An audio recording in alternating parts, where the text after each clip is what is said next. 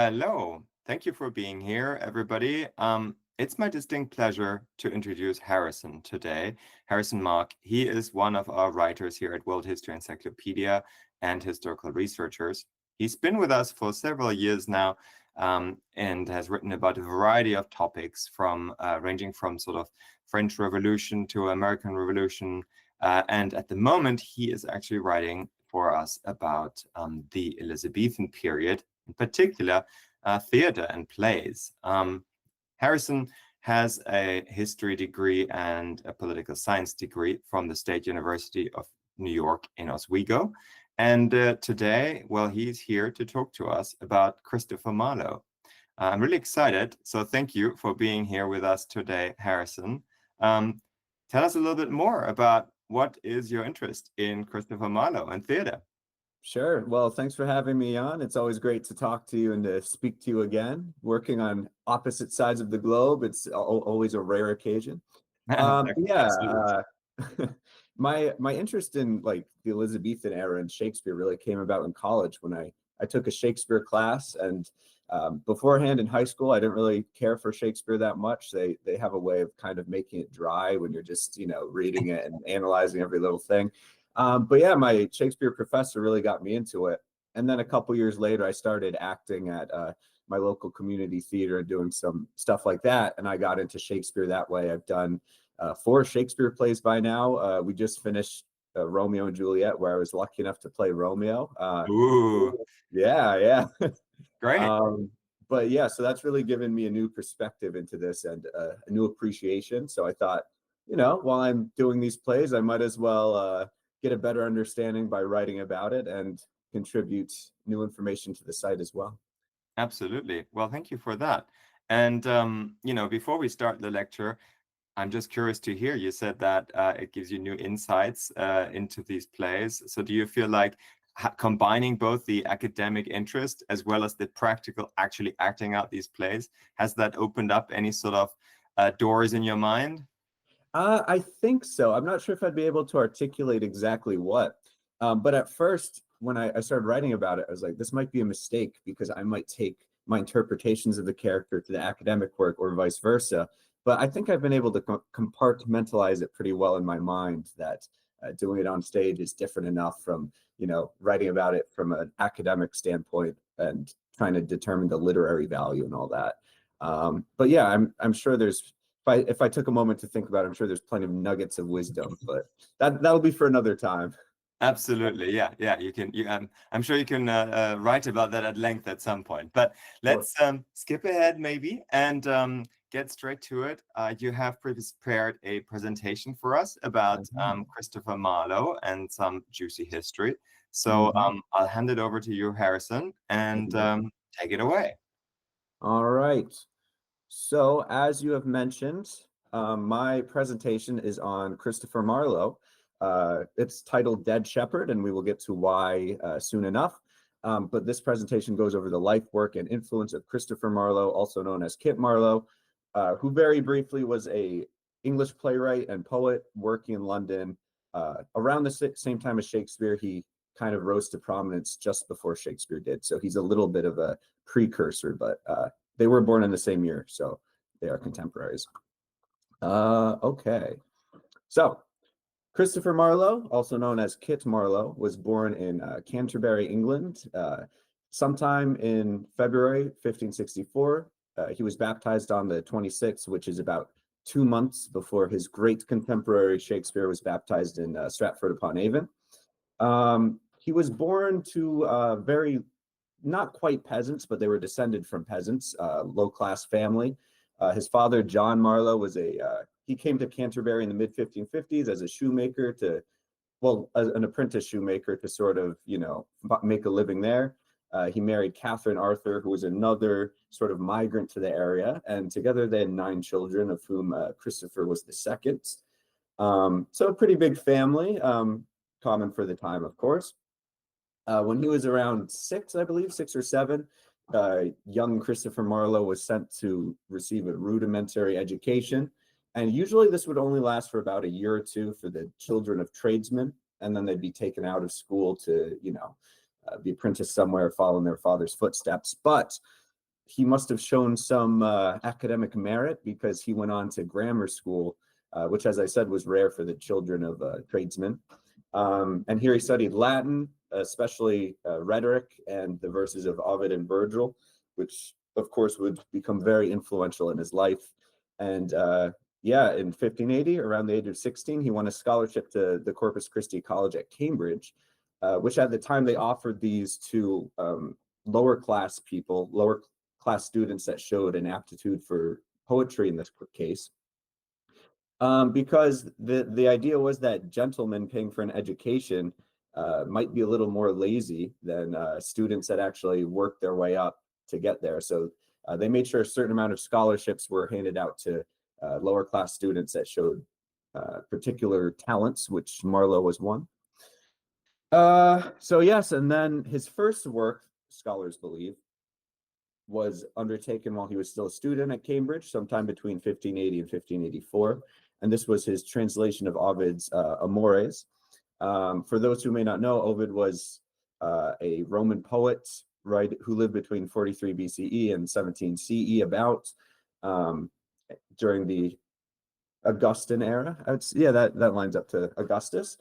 But anyway, he wrote these books, 3 books of poetry when he was still a young man, called the Amores. And these were basically very romantic, to put it one way. They celebrated heterosexual love, but with a focus on promiscuity, celebrating and seduction and adultery. So they were quite racy and risque. And by the time of Marlowe, this would have been rather scandalous for him to choose to translate. But nevertheless, he did. And one scholar, Stanley Wells, actually says this was quite characteristic of Marlowe, because he was very transgressive, and this might be one of his ways to kind of, speak out against the moralistic and religious establishment of his time. But anyway, the Amores were basically written from the perspective of a male narrator to his mistress, Corinna. And the reason why Marlowe's translation is so important, other than how it speaks to his character, is because it was, one, the first time that Ovid was translated into English, and also he took the original Latin text, and as he translated it into English, he rhymed it, and he put it into a rhymed heroic couplet, which hadn't been done before. This was the first time that had been done in such a long form way in the English language. Usually the rhymed couplet was for smaller, shorter form works. So his transformation of Ovid's Amores, which in English were called the Elegies, was certainly a major groundbreaking thing for English literature at the time. And then these are his plays. He wrote 6 plays that we know of, starting when he was a student at Cambridge and continuing on until his death. I will come back to this, but first I think we should look at why his plays are so important. The main reason is that he pioneered what is known as the blank verse. So beforehand, Elizabethan plays and English plays were kind of written kind of like poetry, where they're supposed to rhyme. And what Marlowe did, he wasn't the first one to use the blank verse, but he kind of popularized it. And the blank verse, for what that is it's still written in meter, so most commonly thought of in iambic pentameter, the way Shakespeare does it and the way Marlowe did it as well. So you still have a structure to it, but it doesn't have to rhyme at the end. So it gives the writer and the actors a lot more freedom in what they're able to write, what they're able to say, because while there's still the structure, the iambic pentameter in this case, it doesn't necessarily have to rhyme at the end. So him writing his plays in blank verse was very important for the development of English drama and English literature. His plays are also notable because they featured characters with more autonomy and more realistic emotions than audiences were used to.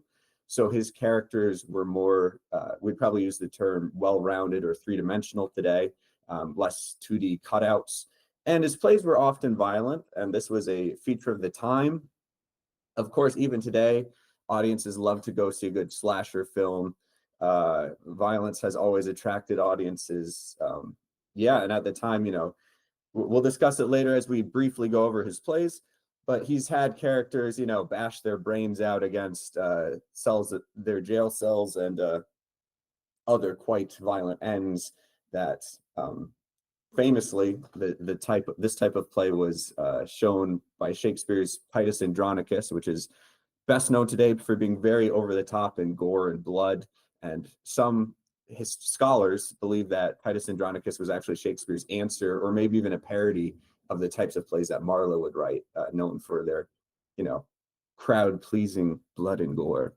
But anyway, back to the plays. So he wrote 6 plays that we know of, as I said. I have Henry VI here at the bottom because some scholars believe that this was a possible collaboration with Shakespeare, of course. For the rest of this presentation, I'm going to assume that it isn't, but I just wanted to put this here because some scholars have thought that Marlowe contributed to it. So very briefly, his plays include Dido, Queen of Carthage, which obviously takes inspiration from the Aeneid. This one kind of celebrates the love between Dido and Aeneas. Tamburlaine the Great was his first great success, though. This was written, I believe, toward the end of his undergraduate career. And it was very popular. It was widely imitated by other playwrights. And it was different from previous Elizabethan plays, which often explored moralistic themes, which on stage was expressed by having stage heaven and stage hell. So like if a character died, they would go to either one of those, and those supposed to like a heavy-handed way of showing the audience what the moral point of the story was. But Marlowe didn't do any of that. He also didn't have any supernatural characters. And one thing that interests me about Tamburlaine the Great is Marlowe kind of goes out of his way to show his audience that divine providence, which is obviously a very big part of the Elizabethan Protestant belief system, he goes out of his way to show that, like, in this play, the world of this play, the hand of God plays no part. One memorable instance, he has his hero Tamburlaine, which, by the way, is based off the historical conqueror Timur, who founded the Timurid Empire in, I believe, the late 1300s. But he has his protagonist Tamburlaine burn the Quran while taunting the Prophet Muhammad to come down and strike him. And for a moment, it looks like he is going to get divine retribution when he comes down with a physical ailment. But Marlowe is quick to dismiss this by having his physician come out and say, oh, no, these are just humoral imbalances. And this is a theme throughout the play, where anything that looks like it might be a divine hand of God or intervention turns out to just be, a natural thing or human involvement. And, this obviously, as the play became popular, this became very controversial, with one rival poet, Robert Greene, writing that Marlowe was tempting God out of heaven with this atheist Tamburlaine.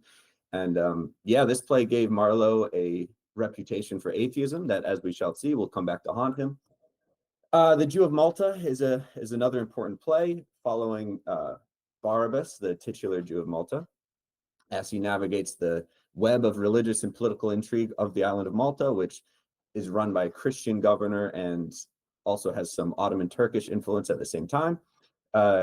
Like Tamburlaine, this explores themes of religion, especially how religious motives can make men do bad things. And then we have Dr. Faustus, which has been called by some scholars the most explicitly religious of Marlowe's plays. As we can see, religion played a large part in Marlowe's work, as is not surprising considering the political situation at the time, which we may get into a bit. But anyway, Dr. Faustus tells the timeless tale of the Faustian bargain. A doctor sells his soul to the devil in exchange for magical powers, comes to regret it.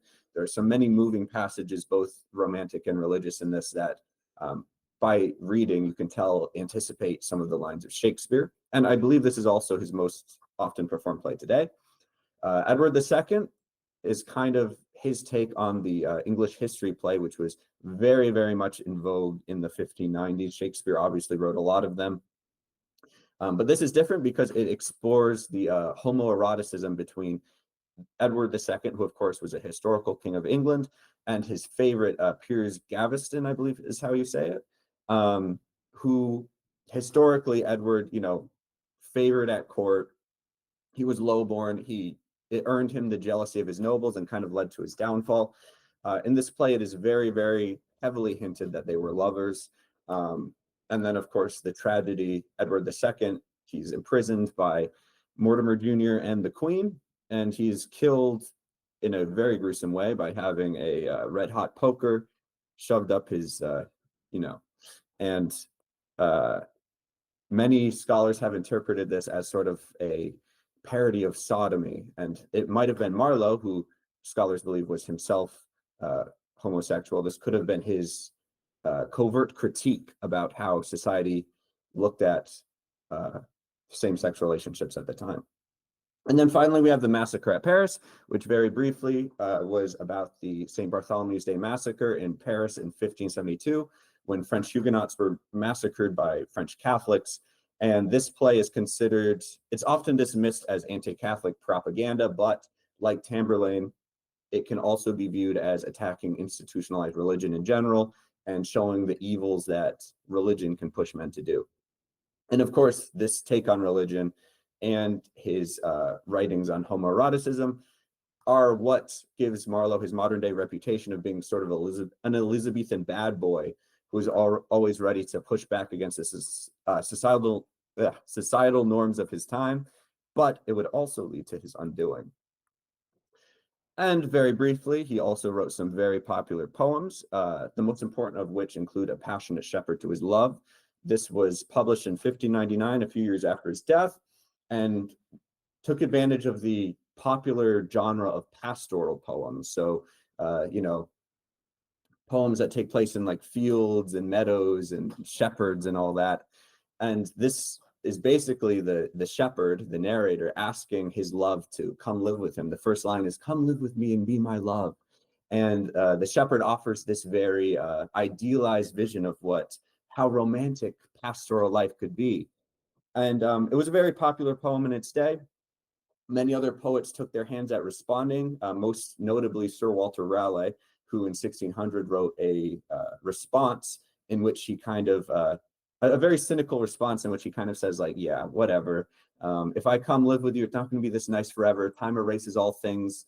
Time's going to erase this pastoral paradise, which, he kind of had a point underscored by the fact that Marlowe was dead by the time he wrote his response. So, while the original poem celebrates almost idealized, fantastical love, Raleigh in his answer was like, all things must end.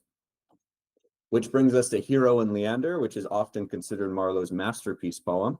This is his take on the ancient Greek myth of the same name, in which Hero, who is a beautiful young priestess of Venus, lives on one side of the Hellespont, and Leander, a youthful, beautiful young man, lives on the opposite side. And they fall in love at first sight, as often happens in these stories.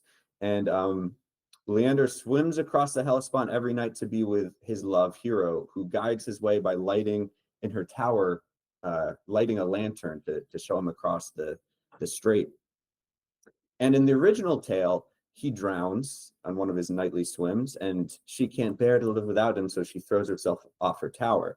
For whatever reason, Marlowe's poem doesn't get that far. His poem ends after the first night they spend together, as dawn is breaking. And, some scholars have speculated that this was simply because he died before he could finish it. Others have thought that he wanted to end it on a happier note. He wanted to make it a celebration of young love, of passionate love, rather than a cautionary tale of falling in love too quick. So he decides to end it at the moment of pure romantic bliss rather than following the story through to the bitter end. But no matter the case, he died before it was finished, and it was finished by another poet. And then finally, we have On the Death of Sir Roger Manwood, which was written toward the end of 1592 after the death of a popular Kentish public official. Now, this was the only such eulogy that Marlowe ever wrote, so scholars speculate as to why he wrote it, although I believe the most popular theory is that he was simply looking for patronage and thought that by eulogizing the death of a major public figure from Kent, he would be able to secure another patron from that area. All right, and now that we've looked at his works, we will turn briefly to his influence on Shakespeare, which is perhaps why he's best known today, other than his sort of bad boy image. So, putting aside the theory that he and Shakespeare are the same person, which is kind of ridiculous, to put it lightly, Scholars have argued that Shakespeare's Henry VI may have been inspired by Tamburlaine, which, as I mentioned, was very popular.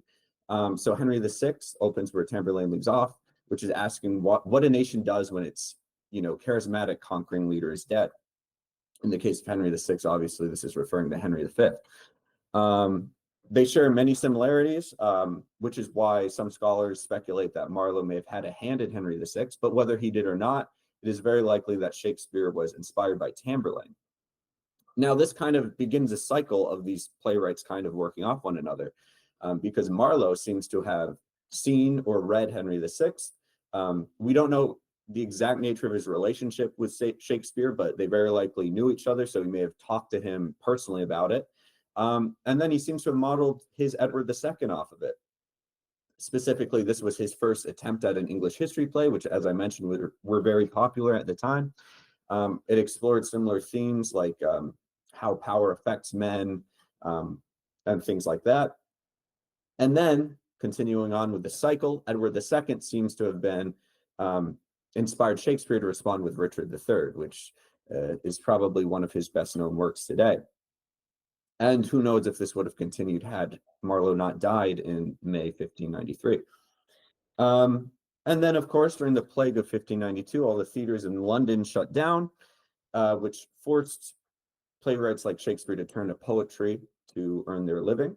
So during this time, Shakespeare wrote Venus and Adonis, which is very, very similar to Hero and Leander. And he likely did this after Marlowe showed him a manuscript of Hero and Leander, and this was his kind of take on that same kind of romantic narrative poem. Both these works were often sold together in the coming years. They kind of took on a reputation of being sort of like softcore pornography of the day. But nevertheless, they were very popular with Elizabethans, probably for that reason, and they were often read together. So this was less like Shakespeare ripping Marlowe off and more of him being inspired by that poem. And then, of course, after Marlowe's death, he is referenced many times in Shakespeare. Well, not many times. He's referenced several times in Shakespeare, often implicitly. The only explicit reference Shakespeare makes to Marlowe, and indeed the only reference he makes to a contemporary playwright at all, is from As You Like It, when the character Phoebe, having fallen in love with Rosalind disguised as a man, says, "Dead shepherd, now I find thy saw of might, whoever loved that loved not at first sight." And this, at first, doesn't seem like anything. But it is a reference to Marlowe because dead shepherd, shepherd referring to a passionate shepherd to his love, and then dead because obviously he was dead by that point. And then the line, "whoever loved that loved not at first sight," is a direct line from Hero and Leander, probably the most famous line from that play. So here Shakespeare is paying direct homage to Marlowe, and this is something that his audiences likely would have recognized and appreciated as such. Okay, so very briefly, we will talk about Marlowe's personality and reputation. As I mentioned, he's known as an Elizabethan bad boy, at least to me. And this kind of stems from his involvement in Her Majesty's Secret Service. So from 1584 to 1587, after receiving his bachelor's from Cambridge, he stayed to earn his master's. But during this time, he took several long and unexplained leaves of absences from Cambridge. And the school obviously got very suspicious. Some of these absences were months at a time. And this was, at this time, there was very heightened religious tensions in the kingdom.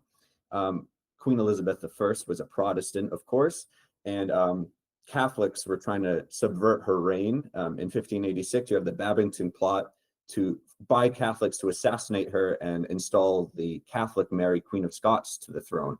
So the threat of Catholic subversion was taken very seriously by her government because her life was at stake.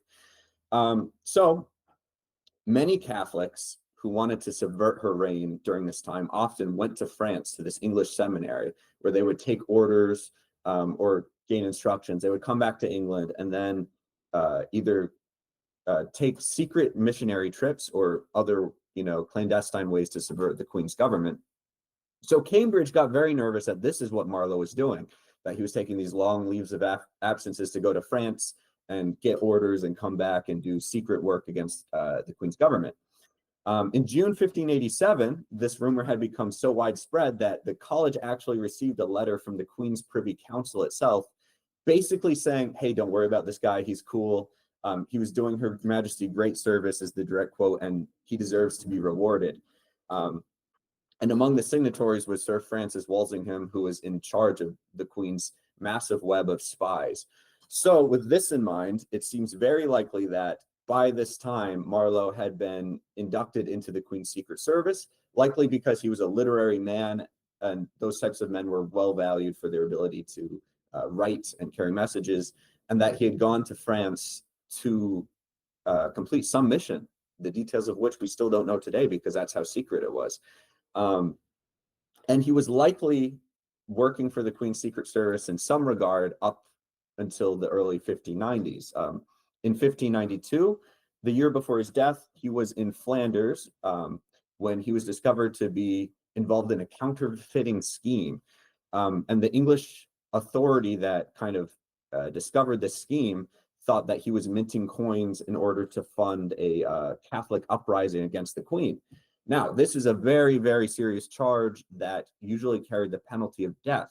But when Marlowe was shipped back to England, he was never charged in relation to this, which, raises some eyebrows and leads scholars to believe that this could have been part of him being in some double agent mission to figure out who the Queen's enemies were, perhaps, or something along those lines. But in any case, he wasn't charged for whatever reason, probably relating to his status as a spy. But aside from that, he was also known to have a violent temper. In September 1589, he was briefly arrested after being involved in a deadly street brawl in which he and a friend were involved in the death of a 26-year-old son of an innkeeper after getting into a fight.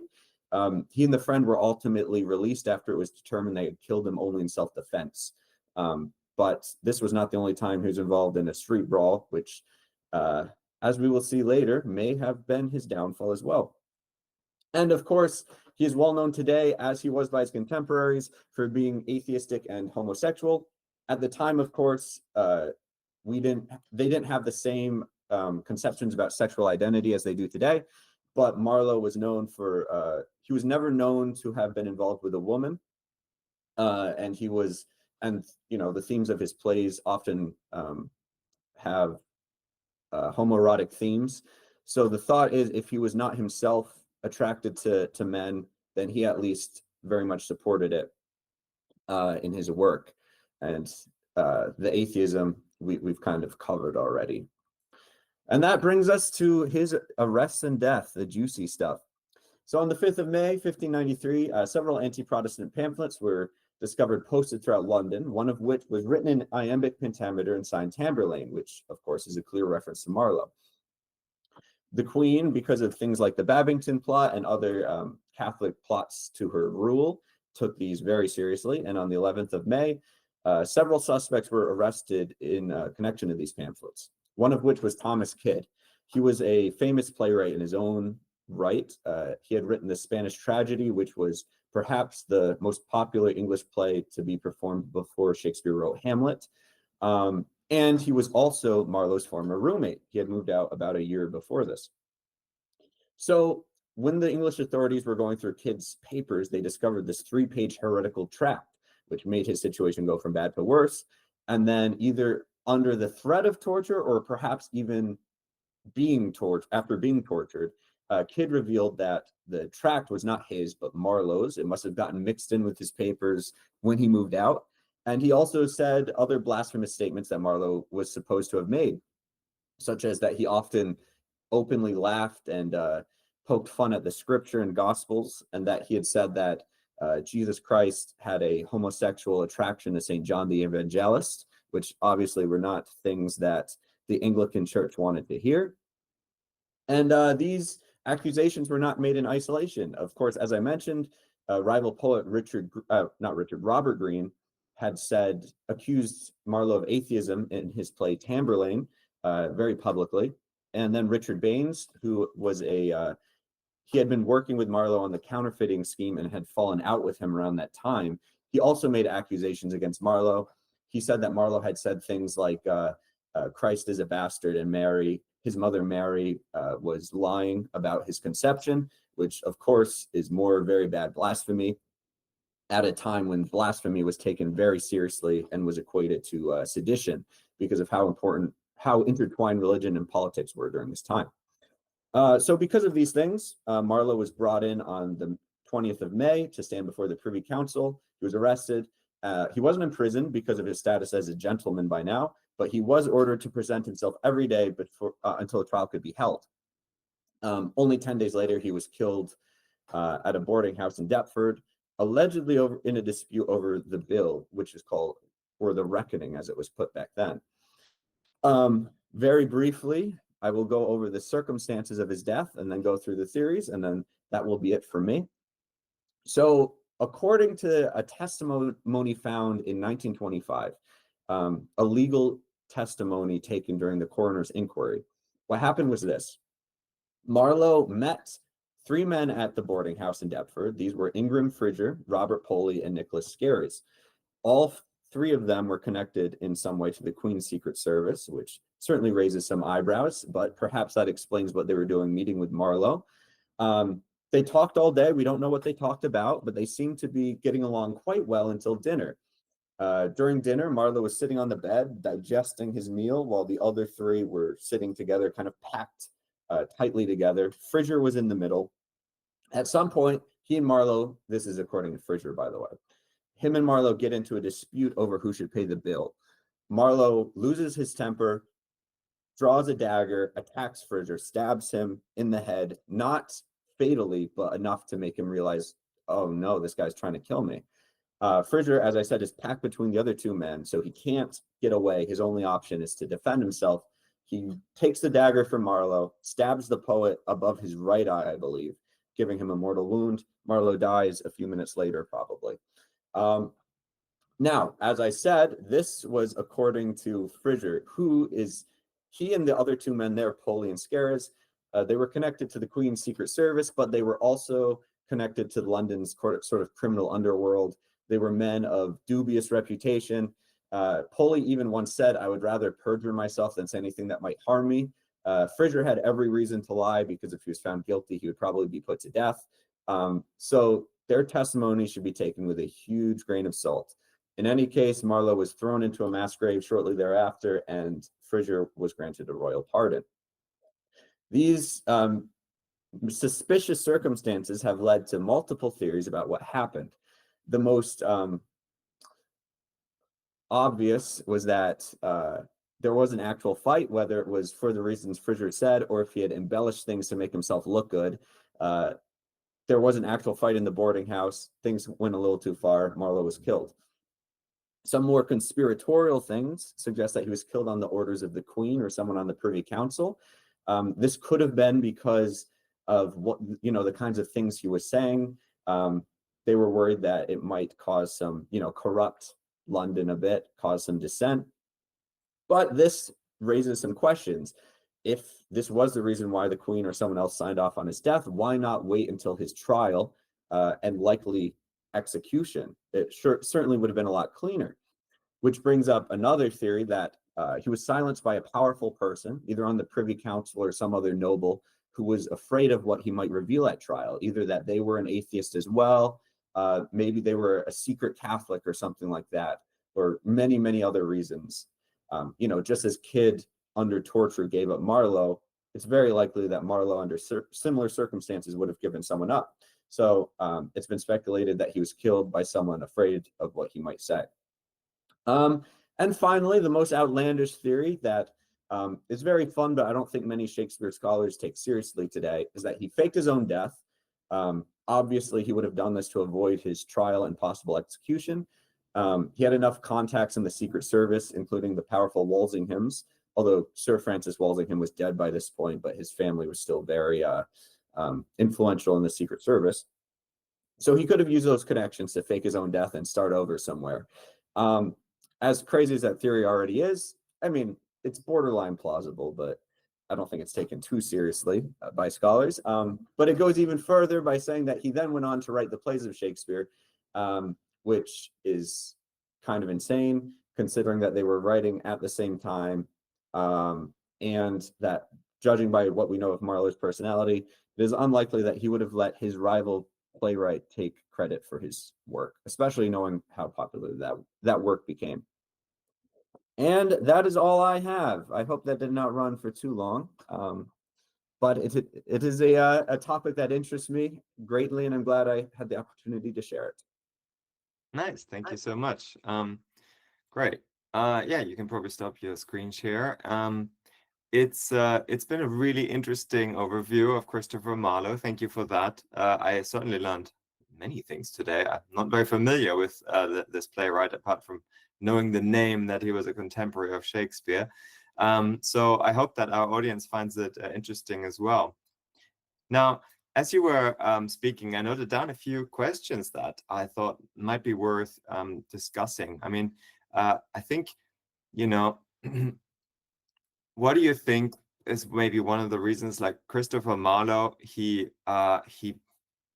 to me, that story sounds very familiar, you know, a lot of sort of young celebrities die in their 20s and they become famous, you know. I'm thinking, I don't know, Kurt Cobain, I'm thinking Jim Morrison.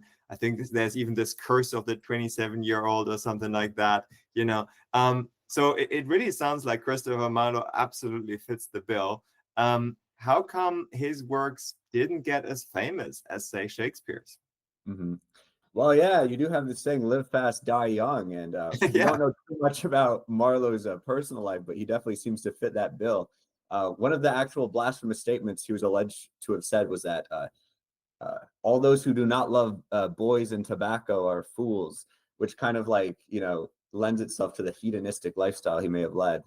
But anyway, to go to your question, I think the reason why his works aren't as prevalent are because while he was very popular at the time, his influence was mostly kind of laying the groundwork for setting up what Shakespeare would later perfect. You know, he kind of walked so Shakespeare could run, to use another modern day phrase. And of course, you know, he inspired Shakespeare greatly. As I said, he was the pioneer of the blank verse, which Shakespeare goes on to perfect. His characters were becoming more human, which obviously is what Shakespeare is known for. Who knows if he had lived, he may have continued to eclipse Shakespeare and written things as good or better. But as you mentioned, the fact that he died young probably had something to do with it. Shakespeare, who was only a few months younger than him at the time of Marlowe's death, was pretty unknown. I forget who, one scholar actually said if Shakespeare had died at the same time as Marlowe, then Marlowe would undoubtedly be the better known writer today. So I think the main fact is that Shakespeare, one, had Marlowe as a blueprint that he could build upon and perfect, and also just that Shakespeare had more time, whereas if Marlowe had lived, who knows, perhaps they both could be equally well known. Perhaps Marlowe would have continued to outshine Shakespeare. But that's my contention, at least, is just that he died at such a young age and that he had given Shakespeare what he needed. Not saying that Shakespeare was entirely indebted to Marlowe, but he certainly played a huge part in Shakespeare's development as a playwright, which is also why I believe he was the only contemporary playwright that Shakespeare bothered to pay homage to. Yeah, fair enough.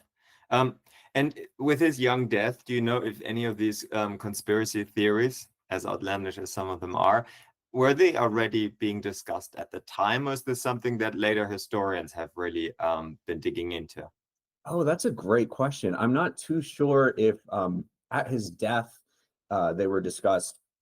There was we actually didn't know that story that I related until 1925 when it resurfaced. Right. But there were certainly many rumors going around. I think the theory that he wrote Shakespeare's works dates to the 1800s.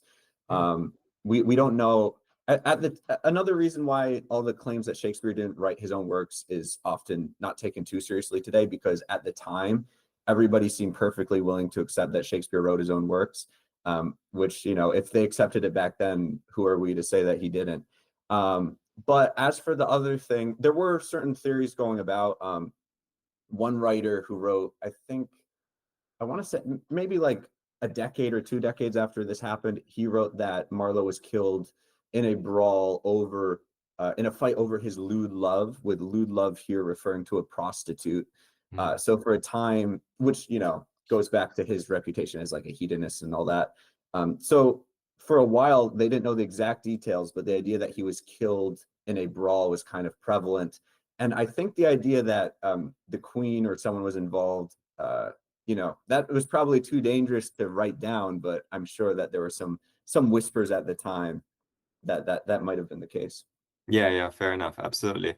Well, and you mentioned his lewd love, which is quite interesting, and it made me think as well when you were talking. So he didn't seem to be interested in women, from what you said, and most probably a homosexual. Yet, he has written poems and plays that are very much about heterosexual love, right? Oh, Is yes. this something that's been sort of picked up and discussed in the scholarship? Yeah. So a lot of there are a lot of references to homoeroticism in his poems and his plays, which I think is why people have latched on to that. Mm. Obviously, we can't say for certain that he was a gay man or whether he wasn't. One, because the term didn't exist until much, much later. Second, because we know basically nothing about his personal life. But yeah, it is very interesting. He does write a lot about heterosexual love as well as homosexual love. Uh, uh, Dido, Queen of Carthage, of course, goes into the love story between her and Aeneas.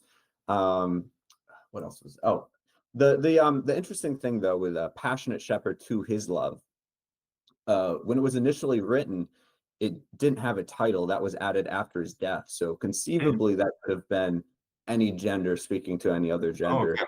Um, and then Hero and Leander is a heterosexual love story, but there are elements in there where the author is describing the androgynous beauty of his male protagonist Leander, saying, "Oh man, it was such a good line. I wish I could remember it, but it was something like he looked so much like a woman. He was all that men desire." Mm. And then there's a scene where Leander's swimming, and the god Neptune is like swimming between his legs, like trying to seduce him.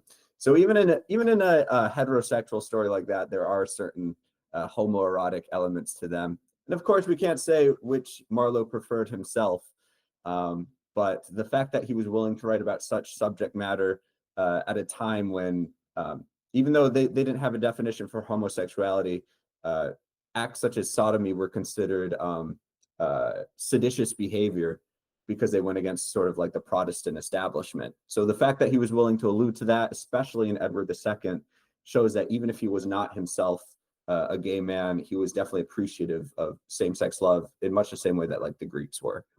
I see. Okay. Very interesting. Yeah, definitely a very interesting character. And I think it's fantastic that you did this very concise but all-encompassing sort of presentation of Christopher Marlowe. So thank you very much for that. Of course, thank you for letting me give the lecture, Jan. No, of course. All right.